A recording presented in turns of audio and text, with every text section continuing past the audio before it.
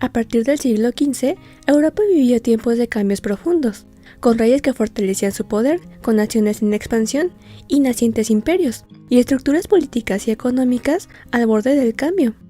Al igual que otros grandes señores que habían existido a lo largo de la era medieval, el obispo de Roma, el Papa, poseía tierras locales y castillos, pero además pretendía reclamar posesiones mucho más extensas, ya que deseaba igualar su poder espiritual con el terrenal. Esas posesiones tradicionalmente necesitaban haber sido otorgadas por monarcas, como la supuestamente dada por el emperador Constantino I o la de Pipino, el rey de los francos, en el año 751, y confirmada después por su hijo Carlomagno. Sin embargo, al final del periodo medieval, hacia el fin del siglo XIV, Europa vio la decadencia de la estructura feudal y el surgimiento de los estados centralizados, un proceso en el que la posición del papado comenzaba a quedar más rezagada, al dar paso al gran poderío de los monarcas de cada nación, especialmente los de España, Francia e Inglaterra. Además, en el siglo XIV, la Iglesia Católica vivió el llamado Período de Aviñón, en el que 7 papas residieron en la ciudad de Aviñón, en Francia, en lugar de Roma, debido a conflictos de cardenales italianos con el rey de Francia y los cardenales franceses. El Papa romano pudo recuperar el control del territorio italiano en 1353, pero volvió a enfrentar otro gran problema durante el cisma de Occidente en 1378. No, otra vez.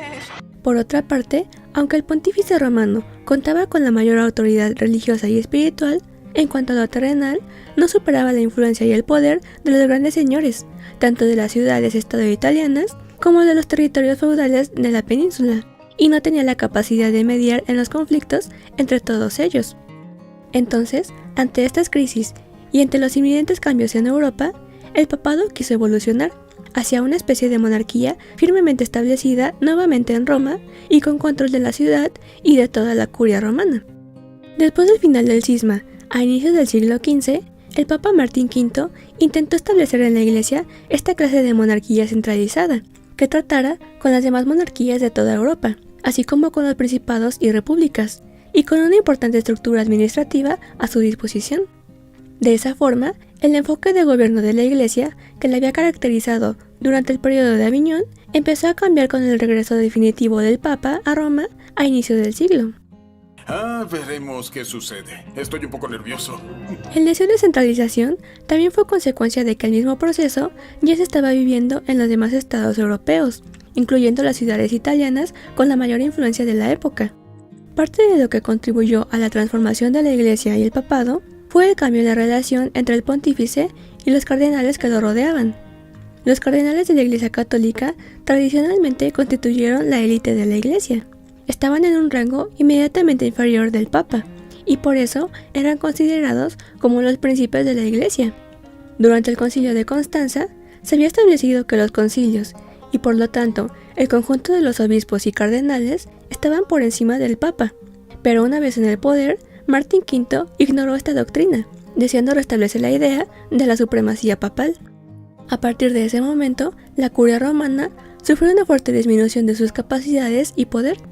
Los cardenales todavía podían elegir al papa, pero la autoridad de este los limitaba más, y los sucesivos papas también llevarían a cabo acciones para acabar con el estatus de los cardenales como príncipes casi independientes de la autoridad del papa. ¿Qué jugada fue esa? Por otro lado, desde el siglo XV hasta mediados del XVI, hubo una tendencia creciente a nombrar en altos puestos de la curia a hombres que provenían de familias de alto rango de toda Europa. Los obispos y cardenales pertenecientes a estos estratos de la sociedad dieron a los papas vínculos directos con las familias nobles y reales de todo el continente.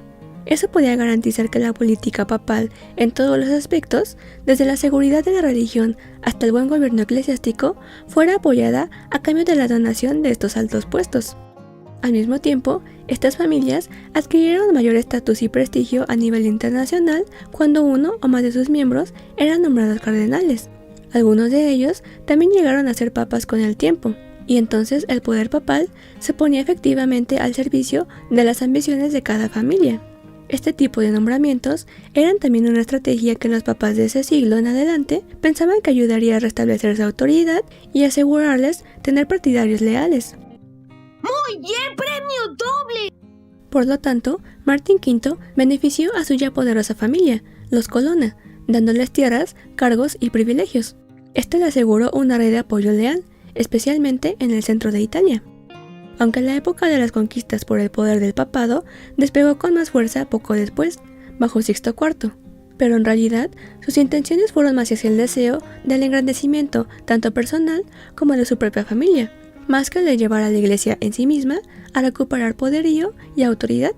¡Ya valió madres!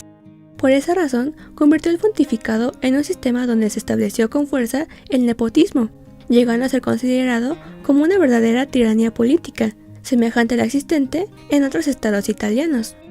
También fortaleció el control directo del papado sobre los territorios de los estados pontificios, y participó activamente en la política italiana, usando alianzas, sobornos y hasta guerras para imponer la autoridad papal frente a ciudades rivales y familias poderosas, como los Medici.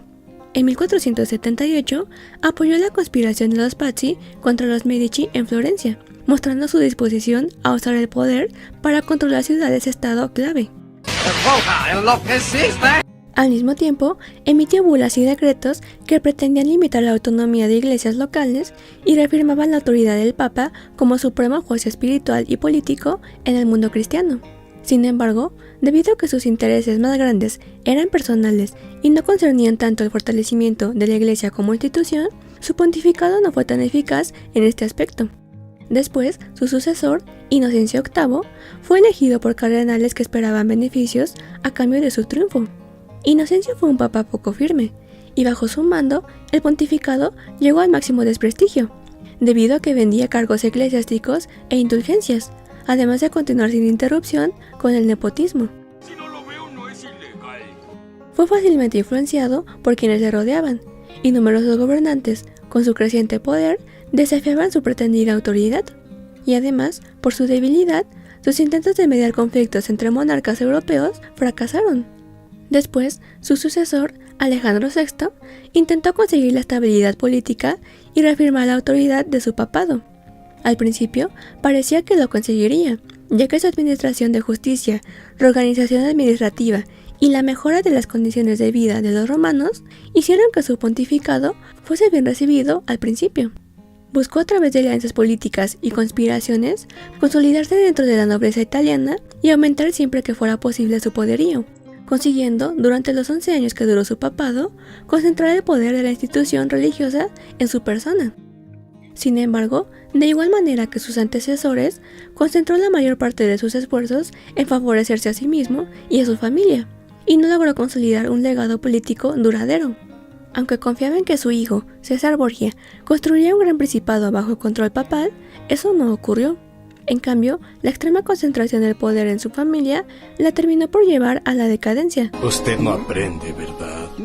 Su muerte en 1503 marcó el colapso total de sus ambiciones, ya que sus enemigos derrotaron y exiliaron a César, dejando un gran vacío del poder, que fue aprovechado por las familias rivales, particularmente de la Casa de la Rovere, de la cual fue electo el nuevo papa Julio II. De esa forma, al final del papado de Alejandro VI, la imagen de la iglesia había quedado tan dañada que pudo contribuir directamente al surgimiento de la Reforma Protestante, apenas pocos años después. Saludos y muchas gracias a Jorge Álvarez por ser miembro del canal. Gracias por tu apoyo. Gracias por ver el video de hoy. Los espero en la próxima ocasión para seguir respondiendo más preguntas históricas.